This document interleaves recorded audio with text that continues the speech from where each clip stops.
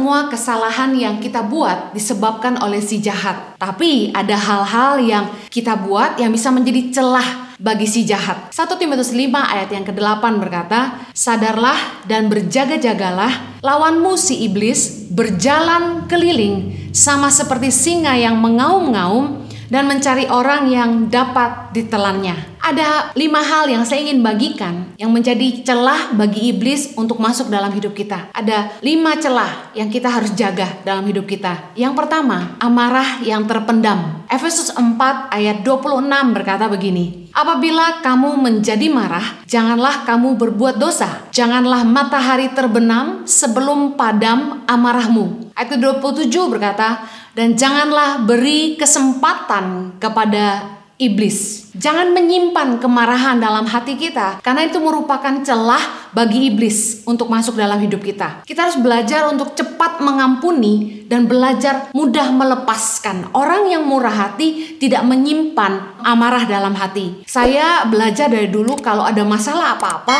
saya segera selesaikan supaya saya bisa tidur dengan nyenyak. Orang beda-beda tipe. Kalau saya tidak bisa tidur bila punya masalah. Jadi saya ingat dulu waktu masih pacaran sama suami saya, ketika kami punya masalah, saya kejar dia supaya kami duduk bicara dan menyelesaikan. Karena tipe seperti suamiku itu habis marah sama saya bisa tidur nyenyak, sementara saya yang marah sama dia tidak bisa tidur. Nah, saya belajar kalau kita punya kemarahan, boleh nggak kita marah? Tentu boleh kita marah kalau memang ada sebabnya. Tetapi saya tidak menyimpan kemarahan dalam hati saya. Staf-staf saya tahu saya, ketika saya marah.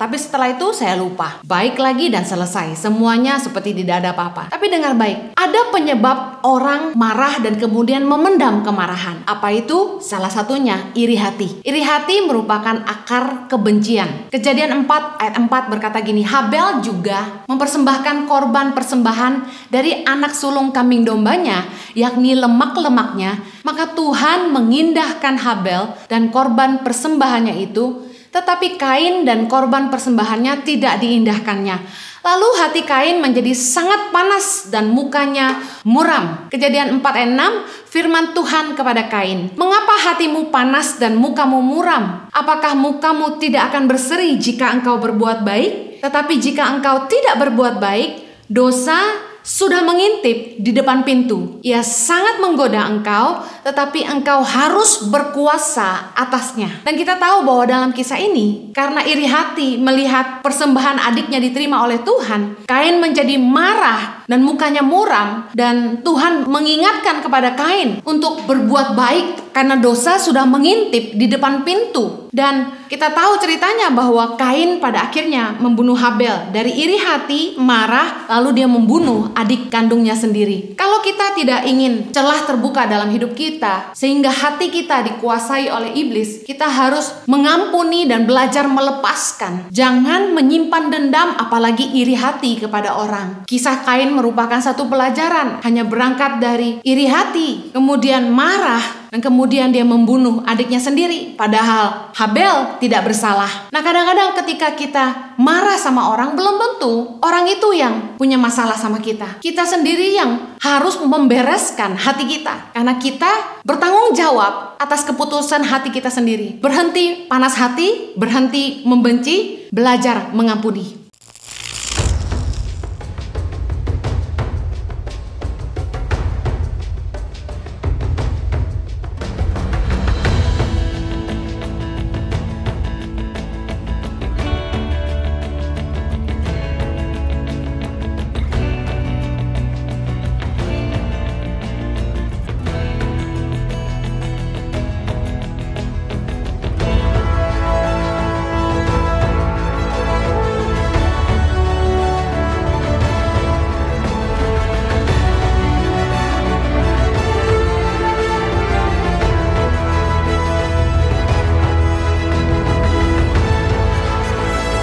Suka duka, perjuangan guru tangan pengharapan dalam membangun pendidikan di pedalaman Indonesia.